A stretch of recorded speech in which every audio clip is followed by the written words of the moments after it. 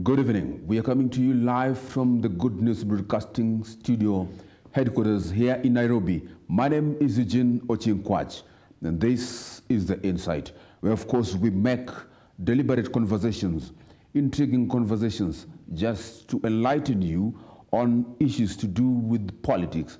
And of course we bring on the same conversation, different and of course various political pundits and commentators, of course, through which their eyes we get to understand certain things, through which you get to be enlightened. Of course, President Uhuru Kenyatta gave what will be his second last State of the Nation address in a joint Senate and National Assembly House, just before vacating office next year, highlighting measures his administration has taken and progress made in realization of national values and defined by Article 10 of the Constitution. However, in large part, it seemed to distinctively accentuate his legacy in the 8 years of service to the nation, touching on a wide spectrum of that success story. While those opposed to the president found the speech fictitious and glossy, in an attempt to rewrite history, his acolytes applauded him for putting to record his legacy for posterity about diligent service to the nation on state of economic development, social structure, and nationhood. Who is right about State of Nation address? Is it the mudslinger from William Ruto, the deputy president's camp, or the handshake brigade? We need to know that, of course, we are having this conversation together with much more on the state of politics tonight, because that is what we are going to discuss. We're going to discuss this with much more. So stay put, even as we delve into these issues deeply. Well, those through which their eyes we will get to understand these political happenings are my guest tonight. And of course, my first guest is Michael Arega. Michael Arega is a political commentator and as well as a writer. We have Joel Irungu. Joel Irungu is a UDA coordinator of Maragua constituency. He also happens to be a former Jubilee Party branch secretary of Murang'a County. And finally, we have Anthony Masu. Anthony Masu is a political commentator, and of course, there's a household name in the Insight, if I may say so. Well, gentlemen, thank you so much for coming through to the Insight. And of course, my first question, of course, will go to Mr. Anthony Masu. Now, your scorecard to the 8th Nation address by the President Uhuru Kenyatta. He made his second last, I believe. Yes. Well, the 8th State of the Nation address by President Uhuru Kenyatta, of course, a historic one, because second last before he leaves office, and it's a summary of his time in office from the time he was elected in his first term to this the second term that is now serving out. And he highlighted the key components of the success of his government. Of course, he would not want to dwell too much on his failures. That is the work of critics to work on. As a president, he should tell us what he has done, and he did a fair job of doing that. His management of the COVID-19 situation, I think, exemplary. But most importantly for me, was his clarion call to a united nation, which I think is very important, especially in an election that is looking very polarized, an election which started the campaign messaging through a class war, a call to a class war, which is a dangerous thing for a nation. And I think the president and his friends, if I can use that term, have done a fair job in calling for a united nation as we move into the election, and a peaceful election at best. And putting that in his State of the Nation address, to me, it's very important because we are going to have a country to run after Uhuru Kenyatta. Okay. We are going to have time to solve all our economic issues. We are going to have a lot of time to do the things that he might not have done. Yes. But we cannot have enough time to quickly fix a broken nation in a violent election. Okay, Michael Rego, what do you think about the 8th State of Nation address by the President? First of all, let me thank you, Eugene, for having me for such a very important conversation about the state of our nation. Welcome. Okay, when you look at that speech very keenly, Yes. it confirms what we've already been thinking. President Uhuru Kenyatta is going to go down the memory lane as one of the best presidents this country has ever had. Because he put that speech into 3 basic parts, whereby he talk about the state of our economic development, social structure, and nationhood. And you do realize that it is indeed a fact, and he says it, that we've moved from being the 12th richest nation in the world to 6th. He talks about the rural electrification program, whereby I realized we are number 1 in Africa. We are just, if you combine Nigeria and Chad, and you still don't get Kenya, they have constructed 10,000 kilometers of road. There's a lot in that speech that I hear people are saying that it was too long. But maybe it is because what he has done is too much. Because I tried to look at that speech and try to remove other parts so that we could have something concise. It is not coming. Like they talk about the response towards COVID-19. He says that by June, he promised that by the end of December, we should have vaccinated 10. Right now, they're at 7 million. Yes. Mr. Jolie Rungu, let me get your view on this. What do you make of this of the address by the President? Okay, thank you so much for also having me today. First, I would like to say President Uhuru Kenyatta, he captured each and every detail of his development agenda. But as I look keenly on what he was trying to put across to us, he lacked that packaging what he have done politically. He has been a good leader, but when we come to each and every public office, we normally have public relation office, and that is a blueprint of any leadership. So what the president administration has been lacking is the goodwill or the public relation with the citizens. But generally, what do you make of the address? Do you think that actually, you look at Kenya, is Kenya moving somewhere? As far as development is concerned, since he took over to now that he is exiting, I can see that there is a considerable steps that Uhuru Kenyatta has made in his leadership. So when he will exit the show, he will be remembered as one of the presidents who have done commendable and tremendous kind of work, especially on infrastructure. President Uhuru has done a tremendous job. That is according to you. Now let me pose the same question to you before another question before I come to you, Masu. There's a question that has been asked by to so many guys, of course, like you, who have got their allegiance to the UDA, that is the Deputy President William Ruto and his camp. From maybe from 1 to 10, a ratio of 1 to 10, in terms of development, what figure do you give to the president? In a Likert scale, I can give President Uhuru Kenyatta 6 out of 10. 6 out of 10? Simply because, you know, I have to prove or to solidify my fact. Simply because in any development, if you want to be felt and if you want to be remembered down the lane of history, you must be able to package your development in a political manner.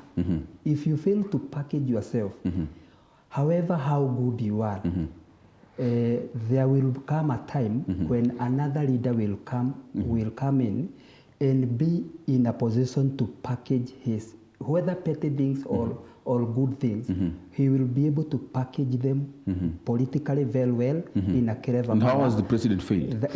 Because how has he failed?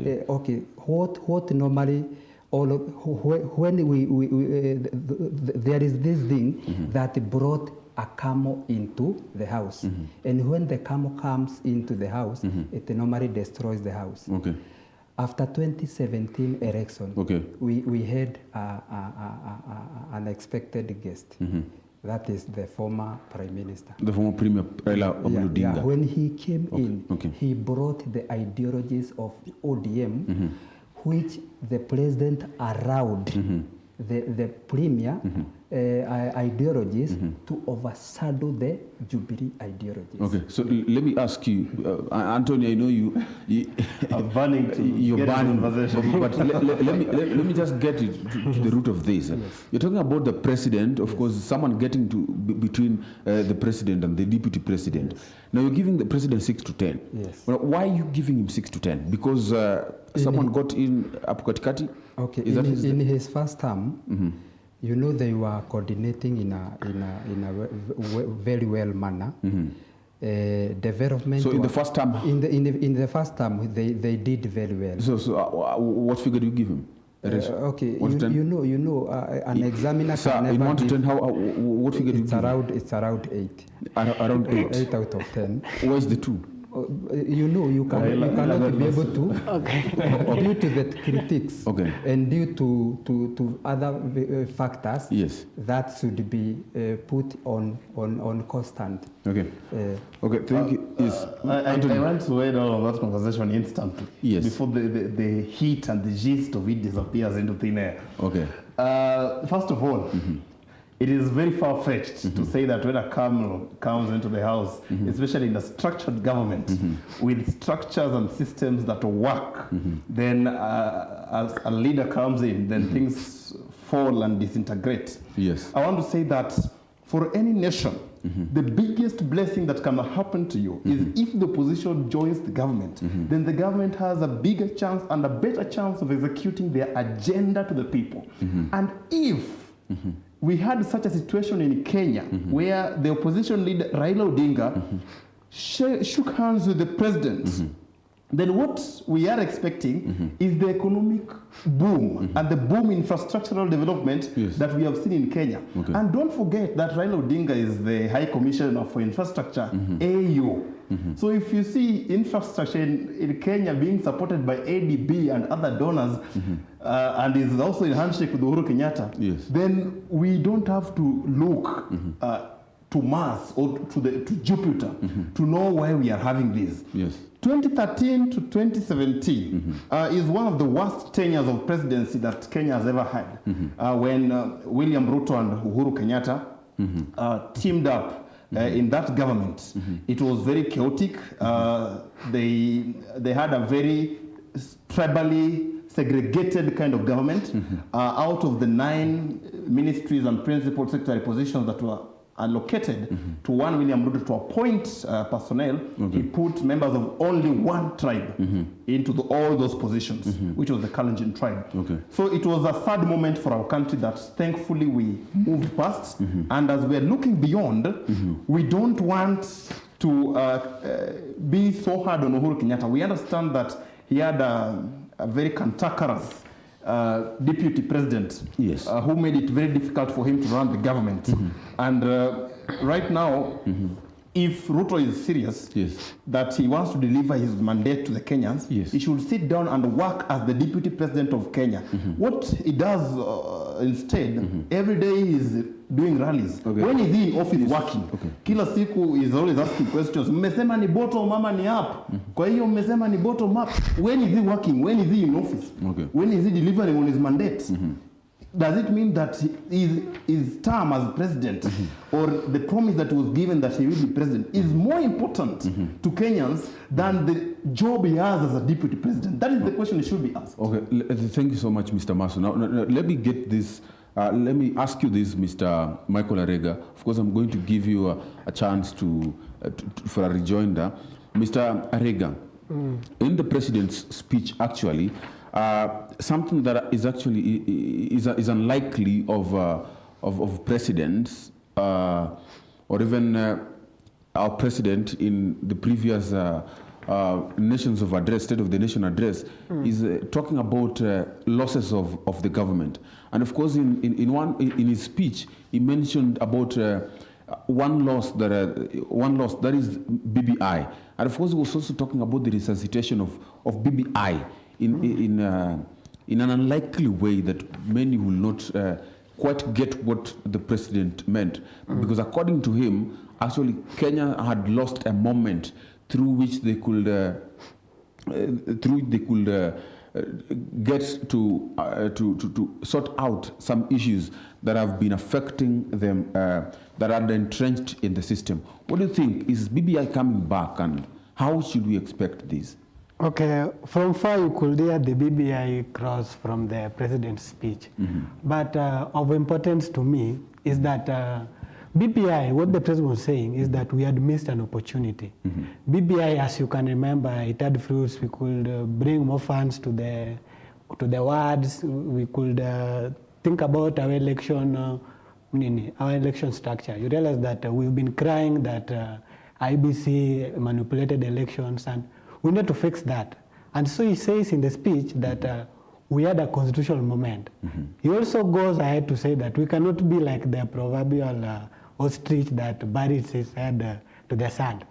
So that I think the president is saying that there is still a possibility that we can still achieve some of the gains of the BBI. Maybe he may be talking in terms of having the legislation through the parliament, or who knows, we could still, the BBI is still on CJ's table. What if she decides that she realizes that this is fit and it is legal and we continue? So anything can happen at this point. But we already now know that those who are against BBI were the deputy president and they used president of the Law Society of Kenya, who has now joined them. So this was someone who was paid to oppose a good thing that was going to help Kenyans, and so they are happy over it. But you should know that, William Ruto should know that Kenya does not end and begin with one person. But at the end of the day, we need to deliver to the people of Kenya. Thank you, Mr. Rega. To you, Mr. Joeli Rungu. Well, after the State of the Nation address, Aden Duale, of course, who is a member of parliament, said that the president's speech was a blatant attack to the judiciary. Well, how do you answer this? Even as we talk about, if you touch a bit on BBI, because he has just said that your party leader, that is the deputy president, had paid Nelson Harvey and the rest to... Okay, BBI was like a bride. A very nice bride suffering from HIV. So this bride, if she gets married, she will definitely infect his partner.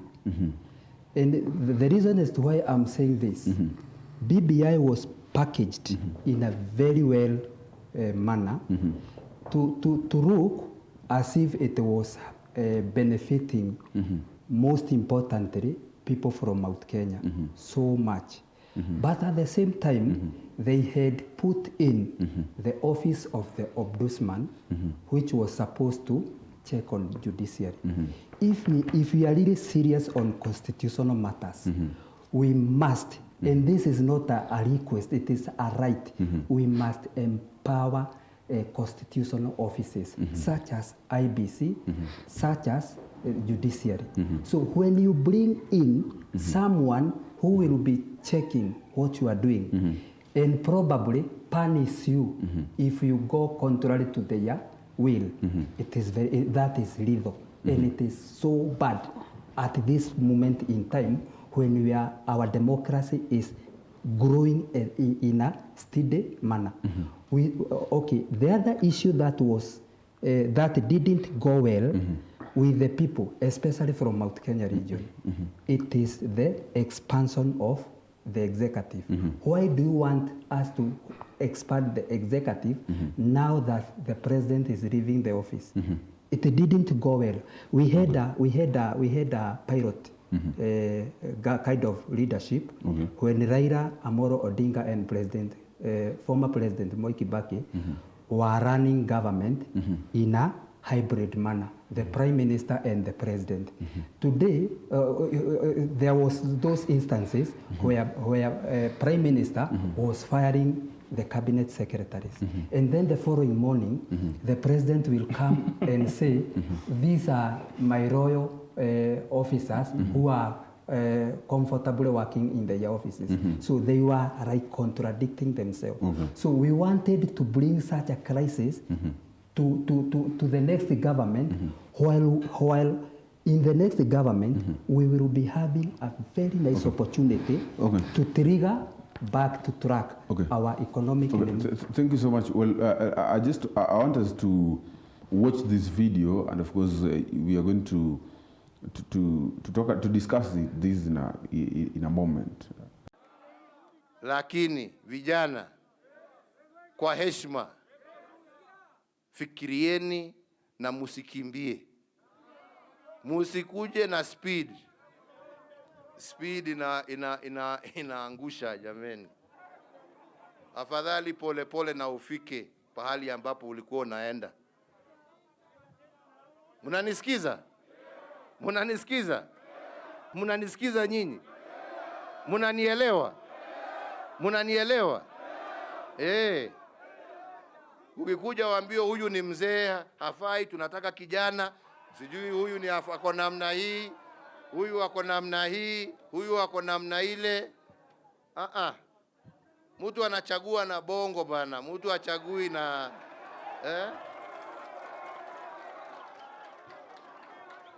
uongozi uko hapa. Sio uongozi, sio mpira ya kuchezwa kwa kiwanja. Uongozi sio sprint, ni marathon. Wewe utakimbia hapa, by the time umefika pale pumzi imeisha, lakini mzee amekanyanga pole pole akuja kupitia ukiwa bado kwa barabara.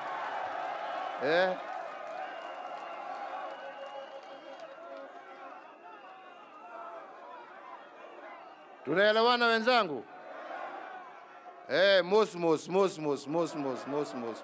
Mr. Mercy, you've had the conversation, of course, the speech by the president. It's like telling guys, you see, this is not a sprint, this is a marathon. And much, of course, what he was saying was just to reiterate the same point, was trying to underscore a certain point. What do you make of the speech? Well, I want to make a safe assumption that the president, with his parable that was laid out in plain sight, was addressing the 2022 general election. If we remember keenly, the president has been very disturbed by the early campaigns of his deputy president, which spoke to him before and gave birth to the name Tanga Tanga. You remember at one time he noted that, you're running. The same sentiments were reiterated by one of the president's closest friends and Baringo Senator, Gideon Moi, when he noted that we are still tuning the guitar. When the dance will start, then you will be tired. So the address here is targeting Mr. William Ruto and his early campaign forays, and reminding him that while you might have pulled a crowd and coalesced them around you, the battle is just getting started, and the soldiers are just getting aligned. And if I'm a correct political analyst, you can know that Ruto currently has reached his zenith of support. Probably it could be at 70 or 90, or he could even have the support of the whole nation. But that is the highest point he could reach, he has attained so far. What he can do right now is to lose support, not gain support. which is a dangerous thing politically.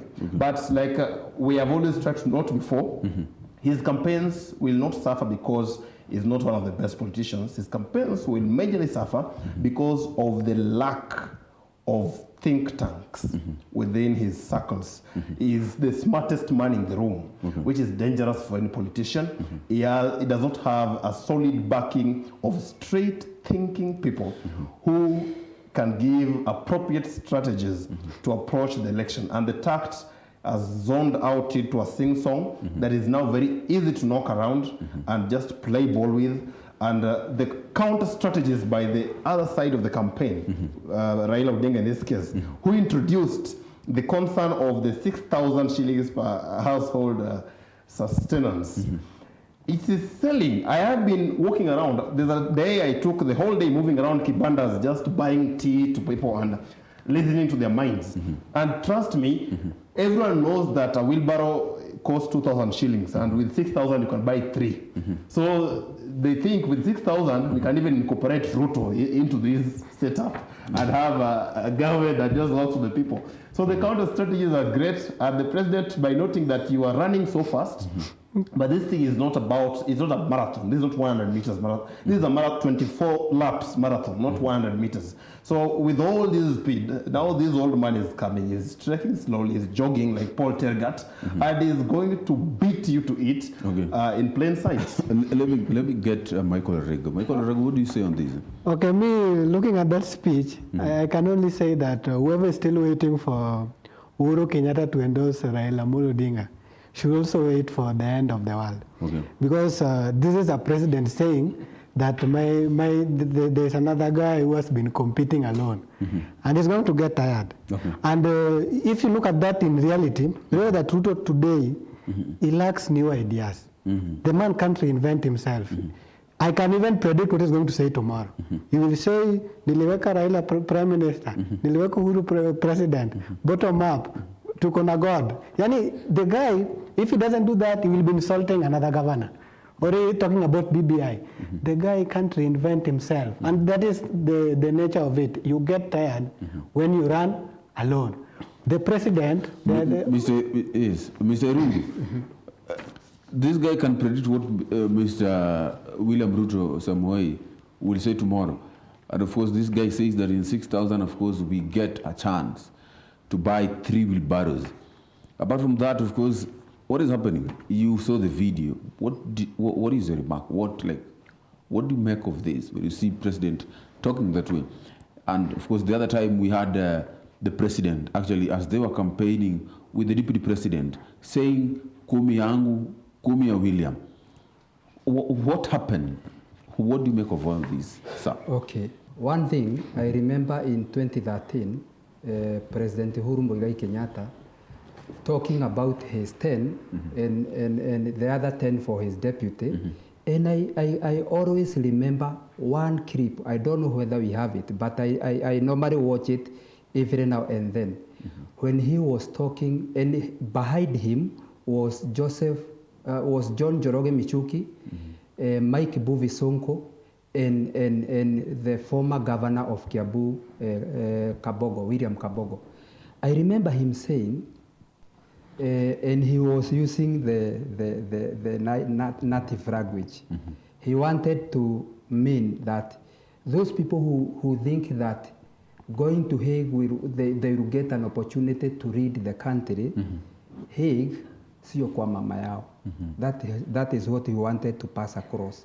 And actually he was reiterating to the former Prime Minister.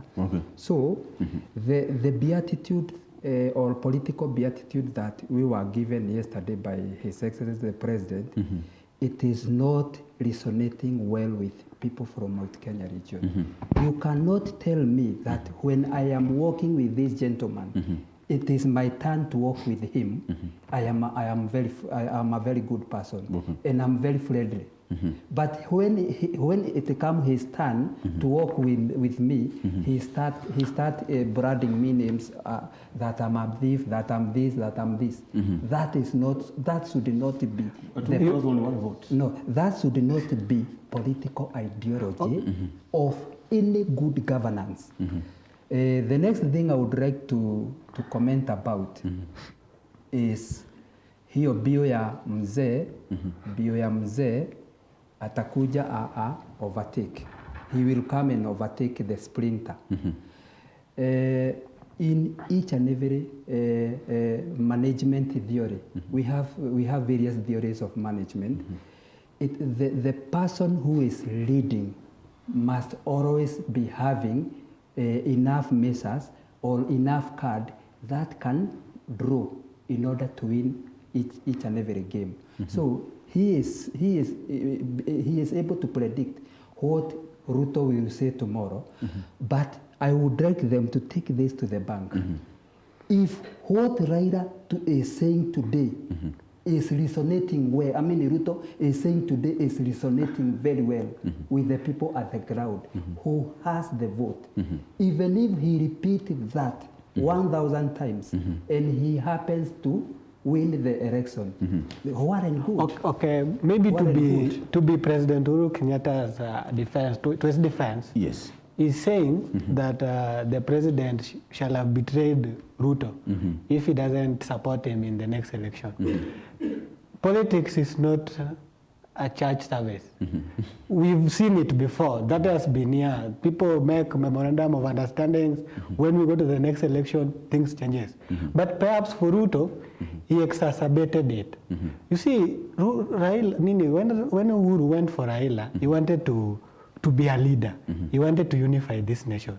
He says in his speech that around 3 trillion was lost when the election was annulled.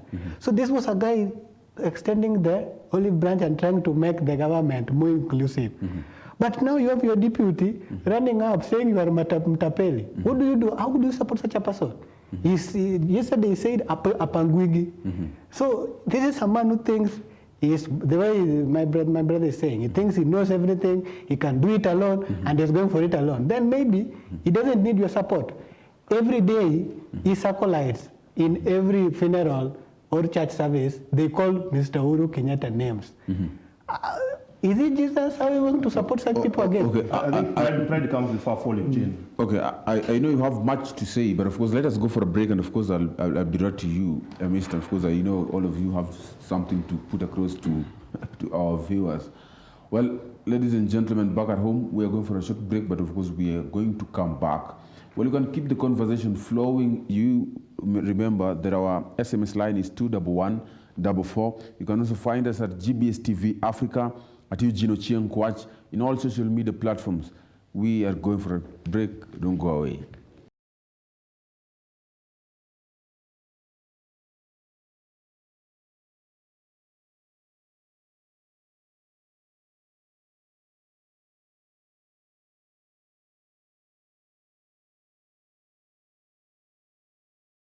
Welcome back to the Inside. Of course, here is where we're getting intrigues in politics. We're making deliberate conversations here with three gentlemen. Michael Arega, we have Anthony Masu, and of course, we also have Mr. Joel Irungu in the house talking about politics. Well, Mr. Anthony Masu, before we went for the break, I cut you short. Yes. Yeah, you had something to say, but of course, I'm also asking you, Yes.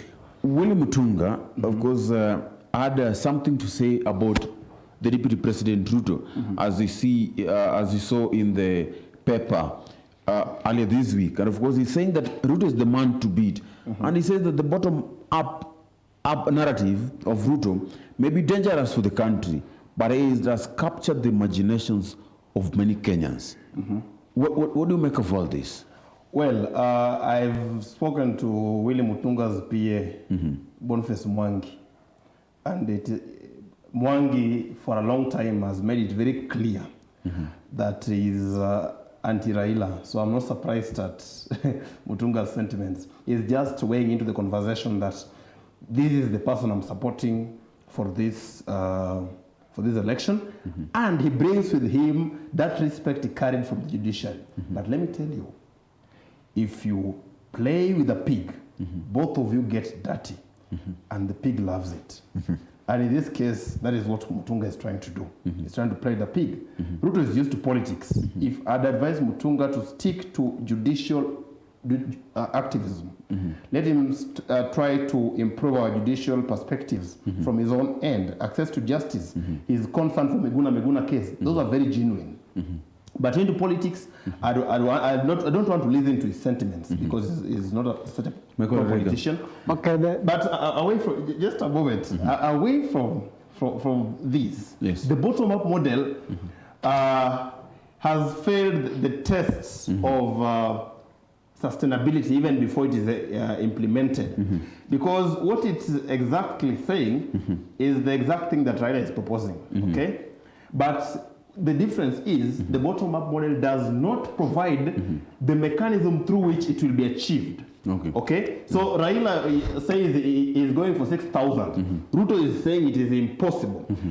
Raila said we will have free primary education in 2002 when he was campaigning for President Kibaki, who was in hospital.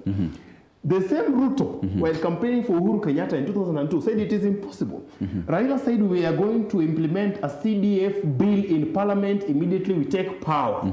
The same Ruto said it is impossible, backed by Mudavadi, both of them campaigning for Uhuru Kenyatta. Right now, Raila is saying again, we are going to have free secondary education. And he promised in 2017, I believe it's going to be there. He's saying we are going to have 6,000 going to people, and he says the government has money, and we are going to have, it's a social scheme, and we love it. And if it is the same man saying it, who has made it possible, then we are going to have Mr. Masu, let me give you a biggest chance. The problem with William Mutunga is that since 2017, yes, after Maraga annulling the 2017 election, he has felt like there is some aspect of lost glory. He was, William Mutunga was detained. When he was coming to the judiciary, he was supposed to transform it. And he realized that Maraga took that because people felt that Maraga was the most courageous, charismatic judiciary CJ we have had. So that you realize he has been trying with a lot of issues. He tried with that issue of Meguna. He's trying now to endorse Ruto. But as he said, when you're a Chief Justice and you have your respect as a person who have served in the judiciary and you get to politics, it is not a good game for him because by the end of the day, politics is a dirty game. We're going to expose him for what he has done. In 2013, when we had Mr. Uhuru Kenyatta and Deputy Ruto as people who are the ICC is talking about, a case was brought to William Mutunga so that he can decide whether they can run or they can't based on those chapter 6 of the Constitution. He approved them. He said that let me leave this issue to IBC. After election, he was not able to say that this election was not free or not fair. He has had his moment, he failed, and he should now retire in peace. Mr. Irungu. Yes. Okay. It is unfortunate that people are trying to bring in rocket science in a very simple business economic model. What is called bottom-up economic model approach, it's very simple. It is just a matter of empowering people at the lowest level of the pyramid. Then those people will generate revenue. Actually, the government will collect more revenue when after they have empowered those people at the lowest level. Okay, on the same note, let me ask you this. Yes. Raila was on a 2-day visit to Nyeri, and of course we saw Mount Kenya leaders, some Mount Kenya leaders actually, endorsing him. And they were like, they want BBI, the 1 vote and 1 shilling, actually. These are one of the things that they wanted, 1 man, 1 vote, 1 shilling. And that was their demands, actually. You look at it, Nyeri, what do you make of all this? You're talking about Mount Kenya. Mount Kenya, you're saying Mount Kenya is behind Ruto. The ground, you call it the ground, is behind William Ruto. That is the deputy president. What do you think, don't you think that ground might be shifting, so to say? Okay. In such an opportunity or in such a scenario, it is very possible for the ground to shift. But we should also consider the fact that, especially in Nyeri delegate convention, We are not calling that Mount Kenya Delegate Convention simply because there was a lot of school buses traveling all the way from Nyanza. Which one? Bomachoge Boys High School was there, and various other buses. I was not there, but some of my close allies were there, and they were following the activity closely. And I also remember. I heard Didi Nyoro speaking about Kondele Boys. Yes. I'm talking about a school that I saw. Bomachoge Boys High School was there. But principal should be asked. But maybe let me put my point very clear. Let's give him a chance. Yeah, let me put my point very clear. Yes. I also remember very well Governor Mutahi Kahiga telling the former Prime Minister, we are not interested in the history. We are not interested in chronologies of events that have passed. What we want to know is, if you happen to make the next government, what is our take in it? And that factor, the ODM protagonists have been running very fast away with it. And I would like to put it a scenario whereby Suna East Member of Parliament, Junet Mohammed, he lectured Mutahi Kagwe in one of their meetings, telling him, you will be a visitor in our government. Hii serikali tunauda. It will be a government of Nyanza people, not Mount Kenya region. Kama utakuwa unakuja, utakuwa ukikuja kama mgeni. Those are very reckless kind of statements that are made by a very trusted lieutenant of with all due respect, yes, UDA, they find oxygen in propaganda. What my friend is saying, talking about buses, even if you know DM, they are so foolish and they want to transport low people to Nyeri. Why can't they even take buses from Nyeri? Why will they go to Kondele to Bomachani? Why? That doesn't make sense. They had brought in other delegates from their backyard. When it talks about the issue of Junet Mohammed, Junet Mohammed was making a joke to Mutahi. No, let me just finish. Let us just give him chance. What he was saying, he was saying it on a night note. Even if we are to take his statement seriously, the truth of the matter is this. If Raila Amolo Odinga wins, becomes the president, he's a Luo. That's for a fact. So if he says you are a visitor, I think you are taking that. These people, they blow things out of proportion. Let me just finish. You know, with Jeanette and ODM and for whatever, if you say they are reckless, they say it. With Ruto, we have a record. Ruto, when he was the deputy president on the first term, he was given an opportunity to select ministers. He gave us 8 ministers whom we know by name. He gave us David Chichir, he gave us Rotich, he gave us Keter, he gave us Chelagui, he gave us Kosgei. These were all Kalenjin. Okay, actually, but now they want to take a job. We have a short time. We cannot be engaging on the same conversation. I'll cut the conversation short, if you allow me, sir, so that we can talk about something else. Of course, still speaking about Raila, the politics of Raila actually, and of course the Ruto politics. Let me come back to you, Masu. Before you come to in 10 seconds, kindly, sir. I would like to remind him. In 10 seconds, yes.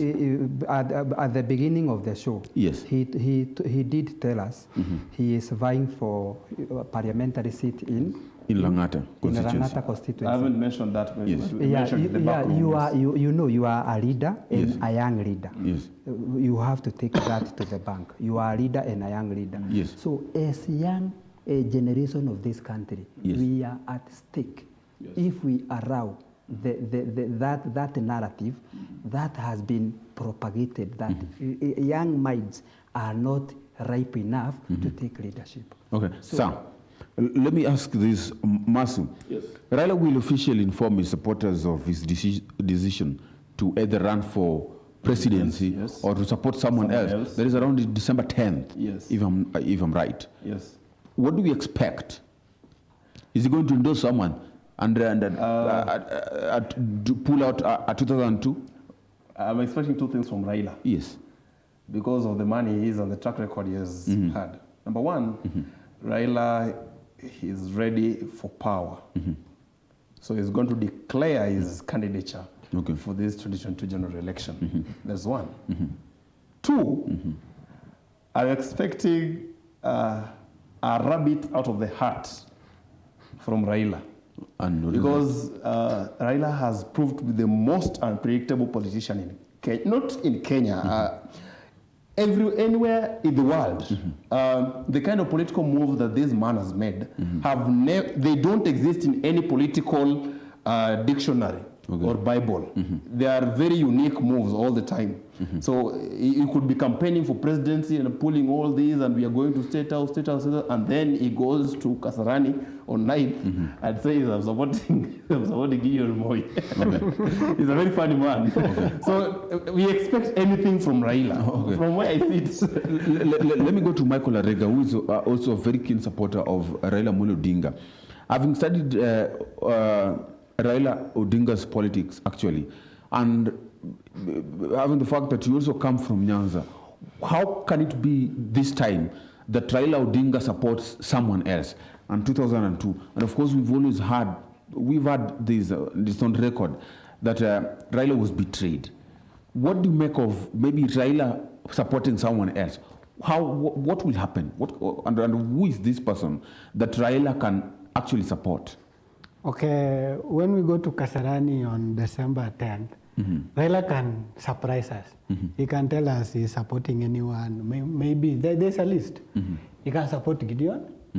He can support Liki Nyanjui. He can support anyone else. But what I'd like to say about the same is that Raila have the best CV for the job that is vacant by December by August. The reason why I say this is because you see, Raila has been able to reinvent himself. Raila is the only politician in the whole world, in fact, that has been adding his figures. In 1997, he had some few thousand. In 2007, he got 3 million, which we don't even accept as the original figures. But when it comes to 2013, he had 5, and now recently he had 6 million. So that Raila has been reinventing himself. On the other side, you have a man who is not having. I wonder how my friend find bottom up as an economic. Because Arega, short of time, let us go to the points one on one. So let me come to you, Mr. Irungu. Mr. Irungu, Raila Odinga is actually fishing for a deputy president from the Mount Kenya. Actually, that is what is said. Everyone wants a deputy president from Kenya, and we cannot actually avoid the fact that the Mount Kenya actually has got a lot of voters, yeah, and so they have actually asked for a deputy president position. Amongst the top 3, actually, as we had seen earlier in the Standard newspaper, we have Peter Kenneth, we have just got a number of them, like Governor Liki Nyanjui, and of course we also have Martha Karua. Who among them actually do you look and see this is a sure bet actually, or these guys, who is it that you think as the voice of the Mount Kenya? Okay, probably before I answer that question, I would like to say this in a very short time. Yes. When you are in politics, my friend here has just told us that politics is not a church. So each and every word mentioned from politics normally counts. I do remember some time back when Museveni came into Kenya, and he akasema hivi, na uambie Karamajong waache kuiba ng'ombe zangu. That didn't went well with the people from Karamajong area, because this is a political figure, and when he mentioned something of the sort, he meant it. He was forced to recall his words. Okay, back to the point. So, okay,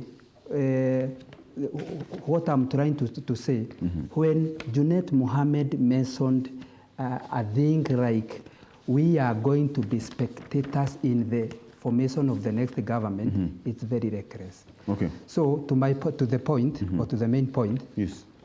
the best fit for Raila Amaro Odinga, who is not my aspirant or my candidate, probably he can use the opportunity to woo some of the Mount Kenya region votes.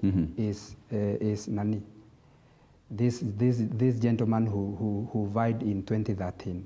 There is Peter Kenneth. Yeah, Peter Kenneth. Okay. The reason being, if you want to go with someone, go with the person who have interest to walk the talk together with you.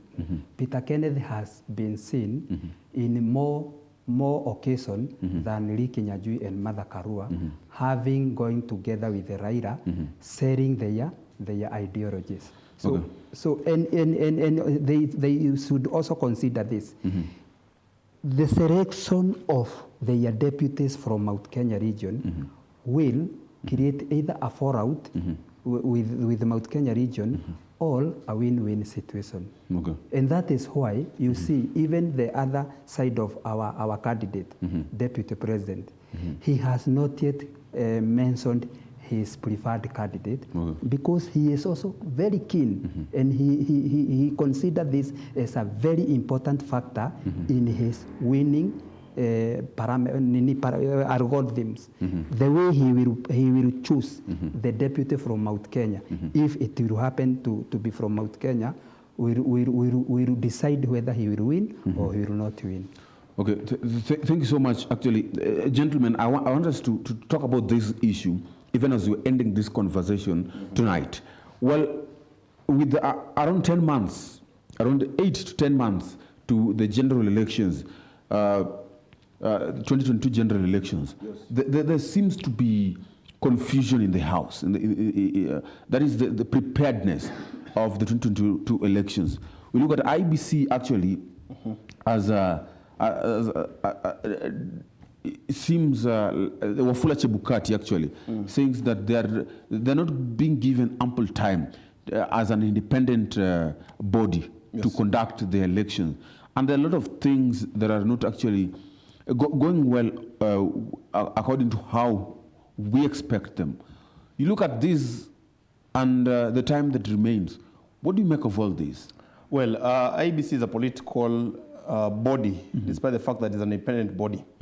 And it works in a political environment. So if Chebukati is going to cry every day that he's not been given ample time, then we are questioning his ability to withstand the pressure that is going to come with this election. So if he's not ready to withstand the pressure, we ask him to resign because the pressure is going to come from several areas. One, we have a very teamed up group of supporters that are going with Deputy President William Ruto. They are rooting for his winning chances with their lives. Okay. We have a team coming with Raila Odinga, very formidable force of nature that is rooting for Raila Odinga, and they are betting on it with their lives. There is a third force that is coming strongly in a ballot revolution, and that is that of the youth. We have thousands of youth vying across the nation, and they are mobilizing their friends and peers to support them, and they are the majority, and they are also a force of nature, and their chances will determine the trajectory of our politics moving forwards post-2022. And we are going to have a lot of youth in government. And if the IBC cannot manage all these winds and pull them together into one windsock, then it shows that the caliber of the person at the helm is questionable. And if he call another press conference to ask for ample room of operation, then we will also call for a press conference to ask him to resign. Before I come to you, Michael Arega, in the previous actually years, we have seen that it's always the opposition leaders who have always made press conferences to ask the IBC to be independent. This time round, it is the IBC actually itself coming out and saying, someone is pinching us. And actually, we who are supposed to be independent, we are not actually independent. What is happening this time? No, there are events around that culminated to Chebukati making that decision finally. You realize that this multi-sectoral committee that was formed by the Judiciary, Ministry of Interior Security, and the CJI, the people from the opposition as we know it right now, yes. Ruto and his brigade, they have been saying that Martha Koome should pull out from that committee. And they have been insisting to a point that we were surprised when it was Chebukati who was pulling out of that committee. And the strange thing is that we had that committee in 2017, we had it in 2016, and we've been having these same members. So this time round, I'm surprised the guy who wanted Oburu Odinga to be the IBC chairman and will still win is now worried about a chief justice sitting in Anini. But more importantly, I think the term independence is very confused in a Kenyan dimension. Because there's something that Tuju said and it was confused to be some sort of threat. He said that as a judge, after you making your ruling, you are going to need the police to escort you to your home. This means that the government, there's this element of interdependence. If IBC is going to organize the election and Chebukati is crying because of independence, will you need the police officers to be in the polling station? Then you need the Ministry of Security. So the ICT, Joe Michel, that the brigade, Ruto Brigade also have a problem with, is there to provide the online platform so that by the end of the day, these people work together to give us a free and fair election. But you can't say we want independence. If Chebukati is left for him inside. Thank you so much, Mr. Rega. You are actually saying Oburu Odinga should be the IBC chairman. I wonder how that will work. Ruto said that I want Oburu Odinga to be the chairman and still What he was trying to insinuate, yes. He was trying to say he is comfortable with any person at the helm of leadership, at IEBC. Okay, what we are expecting as Kenyans from IEBC, and that is what will form the free and fair election. Yes. We are expecting provision of materials at the right time. We are also expecting from IEBC the relaying of results at real time. It will be so chaotic if IEBC will after election will just go into thin air or into darkness for 4 days, then come out and declare so and so as the president and so as the MP. Okay. If we allow IBC to do their work, yes. which I am sure that they know very well, their work is to provision of materials in time, provision of technology, provision of security. Sababu, this because in each and every polling station, the presiding officer even command the security. Okay. So if they are brought in time and materials are disseminated in time for people to exercise their constitutional right, then we will have no problem with the whichever outcome of that process. Okay, we are coming to the end of this conversation, and actually I'd love to give each one of you a chance to make your final remarks. Go out and register as a voter because we have a revolution. And in this revolution, we are not providing you with guns. We are going to provide you with votes. And that vote is like a bullet. Its impact will be felt in your life for the next 5 years. So we have youths who are vying, vote them. I am an aspirant, parliamentary aspirant in Langata constituency. I'm asking for your support if you're a member of Langata, because through that, we can transform our nation in the next 5 years. Okay. Sir, Mr. Irungu. Yes. I would like first of all to appreciate the fact that ladies and young women are coming out in large numbers to be counted in the forthcoming election. Like in Moranga, we have various ladies who are signing. Like the one I was to come with, she is called Esther Wajiko Kafogo. She has gone to the ground. She is called Shiko of NHIF. So she is trying as much as possible to brand herself in a way that will be so much exceptional to a forest full of unforgiving and powerful men.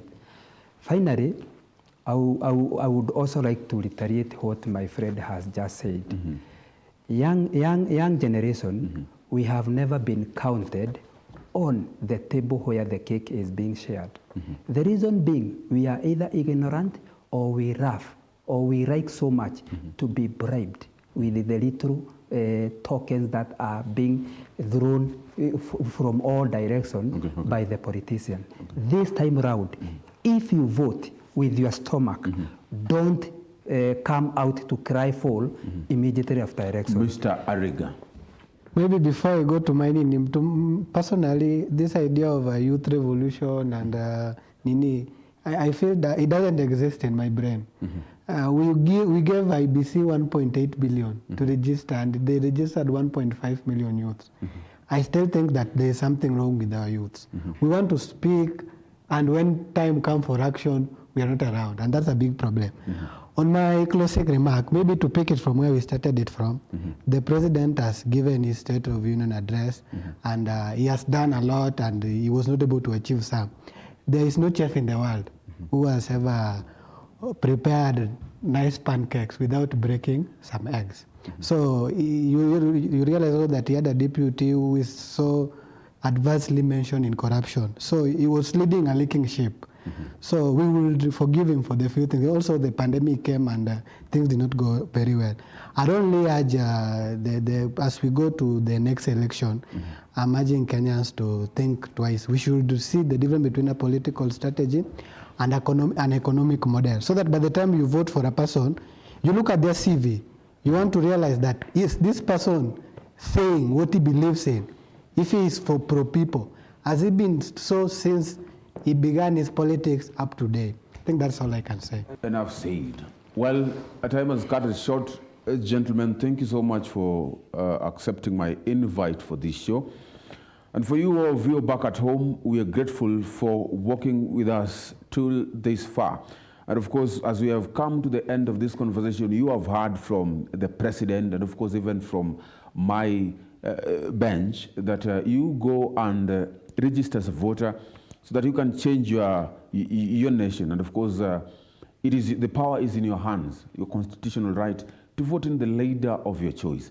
Gentlemen, ladies, our viewers back at home, we're coming to the end of this. And of course, on behalf of everyone who has made this a success, well, I wish you a good night. But of course, you get to know that every Friday at 8 p.m., you get an intriguing and deliberate conversation by Eugene Ochieng-Kwach here on The Insight, only on GBS TV. And of course, you can get to interact with us more at GBS TV Africa and of course at Eugene Ochieng-Kwach. Follow us and let us talk. Let us get to interact more on this podium.